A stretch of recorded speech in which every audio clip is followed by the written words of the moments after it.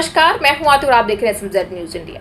तो जिस तरीके से अभी मैंने पहले खबर में एक जिक्र किया कि चुनाव जैसे जैसे नजदीक आ जाते हैं तो आरोप प्रत्यारोप का सिलसिला शुरू हो जाता है ना, तल्खी बढ़ जाती है, सिलसिले जो हैं शुरू हो जाते हैं, एक दूसरे पर कटाक्ष करने के लहजे तीखे हो जाते हैं और एक दूसरे को जो विरोधी दल होते हैं उनको कटघरे में लेने की कोशिश करते रहते हैं। तो इसकी एक जीती जागती मिसाल भी देखने को मिल रही है अमित शाह का बंगाल का दौरा, जहां पर शरेआम उनकी हुंकार देखने को मिली और अमित शाह का साफ तौर पर यह कहना है कि बंगाल में लाएंगे देशभक्त की सरकार। और आगे की रणनीति अमित शाह की क्या कहती है उस पर भी जिक्र करते हैं।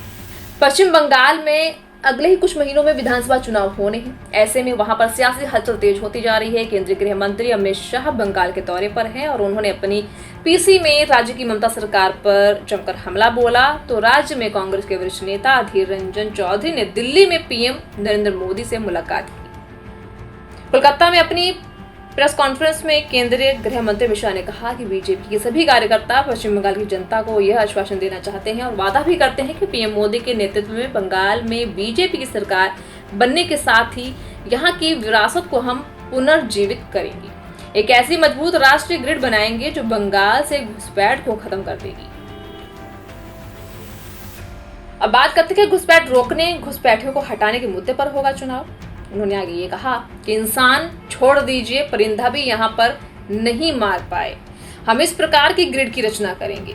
हम न सिर्फ घुसपैठ को रोकेंगे बल्कि सारे घुसपैठियों को चुन चुन कर भारत के बाहर निकालने का काम भी बीजेपी सरकार करेगी। घुसपैठ और बांग्लादेश की सीमा से सटे क्षेत्र में तारबंदी को लेकर केंद्रीय गृह मंत्री अमित शाह ने कहा कि पश्चिम बंगाल सरकार है जो बांग्लादेश के साथ सीमा पर बाड़ लगाने के लिए जमीन नहीं दे रही है।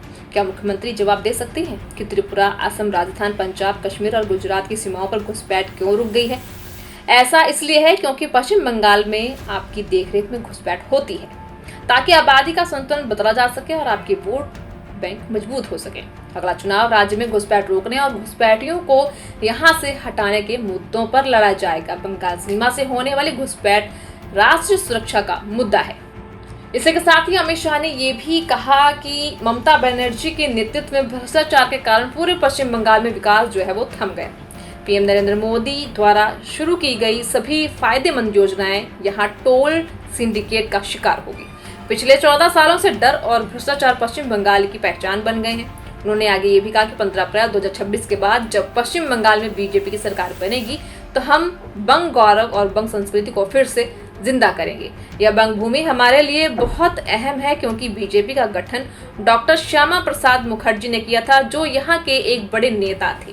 तो ही बात करते हैं कि बंगाल प्रवासियों को लेकर पीएम मोदी से जो अधीर रंजन की मुलाकात हुई है और इसी बीच कांग्रेस के वरिष्ठ नेता अधीर रंजन चौधरी ने मंगलवार को आज ही दिल्ली में प्रधानमंत्री नरेंद्र मोदी से मुलाकात की। मुलाकात के दौरान अधीर ने देश के खासकर बीजेपी शासित राज्यों में बंगाली बोलने वाले लोगों पर हो रहे हमलों का मुद्दा उठाया।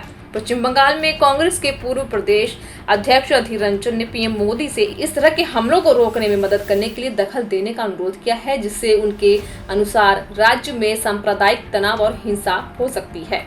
पीएम मोदी के साथ अपनी मुलाकात पर कांग्रेस नेता अधीर रंजन ने कहा कि हमारे बंगाल के प्रवासी मजदूर पूरे देश में फैले हुए हैं। देश के कई राज्य हैं जहां उन पर लगातार अत्याचार हो रहे हैं, उनके साथ अमानवीय तरीके से बर्ताव किया जा रहा है। उन्होंने बताया कि उड़ीसा में कुछ दिन पहले एक बंगाली मजदूर की पीट कर निर्मम हत्या कर दी गई थी। मैंने पीएम को एक पत्र लिखकर घटना से जुड़ी सारी जानकारी दी है। बीजेपी शासित प्रदेशों में प्रवासी मजदूरों के साथ बेरहमी के साथ अत्याचार हो रहा है। पश्चिम बंगाल प्रवासी कल्याण बोर्ड ने अपनी रिपोर्ट में ये दावा किया है कि उसे 10 महीनों में उत्पीड़न की 1143 शिकायतें मिली हैं। इसमें से ज्यादातर मामले बीजेपी शासित राज्यों से जुड़े हैं। फिलहाल इस पूरी खबर के बारे में आपका क्या कहना है अपने विचार कमेंट बॉक्स में जरूर बताएं।